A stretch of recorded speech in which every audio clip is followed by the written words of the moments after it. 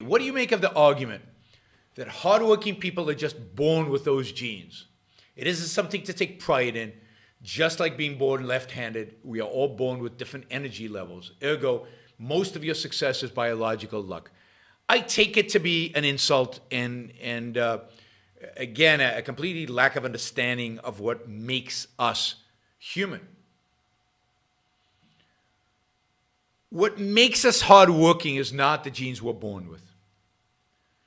What makes us hardworking is the choice to be hardworking. All of us have the sense in which we could choose not to.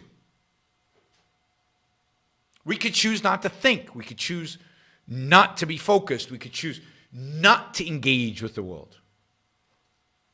And yet some of us focus our minds, get engaged, and go out there and do what's necessary. People are not hardwired to have particular ideas. And people can change. I know people who are lazy and then change their values and become hardworking. If it's hardwired, how does that happen? I know people that start out hardworking and get discouraged in life and then make the choice, it's not worth it. I'm going to stop. I mean, in a sense, I remember making that choice about school, right?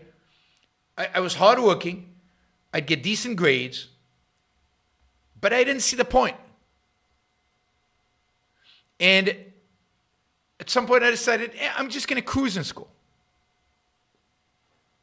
I made a choice not to be hardworking. And then later on, I made choices in some jobs to be hardworking, but not in everything. The classes at the university where I wasn't hardworking, the classes that I was hardworking. And you can actually make those choices. You can introspect about yourself making those choices. Which is, and the fact that people can change, the fact that people do change, is, I think, evidence of the fact that this is nonsensical. That the idea of determinism, the idea we determine at birth in some way, has any validity or any explanatory power. It's just not true. All right, thank you. I think that was Michael. Yeah, Michael. And to begin with, I wonder if I can ask you to capsulize. I know this is difficult. Can I ask you to capsulize your philosophy? What is Randism? First of all, I do not call it Randism, and I don't like that name. I call it objectivism. All right. Meaning a philosophy based on objective reality. Now let me explain it as briefly as I can. First, my philosophy is based on the concept that reality exists as an objective absolute, that man's mind, reason, is his means of perceiving it, and that man needs a rational morality. I am primarily the creator of a new code of morality which has so far been believed impossible, namely a morality not based on faith. On faith? Not on faith, not on arbitrary whim, not on emotion, not on arbitrary edict, mystical or social, but on reason, a morality which can be proved by means of logic, which can be demonstrated to be true and necessary. All right, all right. Now, may I define what my morality is? All right. Because this is merely an introduction. My morality is based on man's life as a standard of value.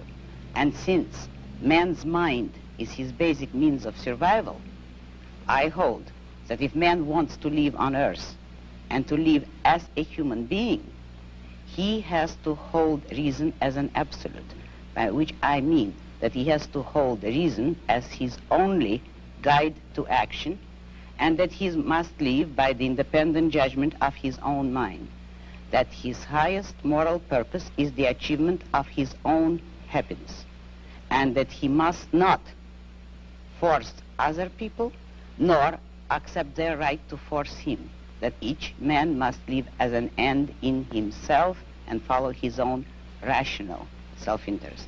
May I? All right, before we go on, reminder, please like the show. We've got 163 live listeners right now, 30 likes. that should be at least 100. I figure at least 100 of you actually like the show. Maybe there are like 60 of the Matthews out there who hate it, but at least the people who are liking it, you know, I want to see a thumbs up. There you go. Start liking it. I want to see that go to 100. All it takes is a click of a thing. Whether you're looking at this, and you know, the likes matter. It's not an issue of my ego. It's an issue of the algorithm. The more you like something, the more the algorithm likes it. So, you know, and if you don't like the show, give it a thumbs down. Let's see your actual views being reflected in the likes. But if you like it, don't just sit there. Help get the show promoted. Of course, you should also share, and you can support the show at JeronBrookShow.com/support, or on Patreon or Subscribestar or Locals. And show your support for the work, for the value hopefully you're receiving from this. And of course, don't forget, if you're not a subscriber, even if you just come here to troll, or even if you're here like Matthew to defend Marx, then you should subscribe, because that way you'll know when to show up. You'll know what shows are on, when they're on. You'll get notified, right? So, yes, like, share, subscribe, support. Like, share, subscribe, support. There you go. Easy. Do one or all of those, please.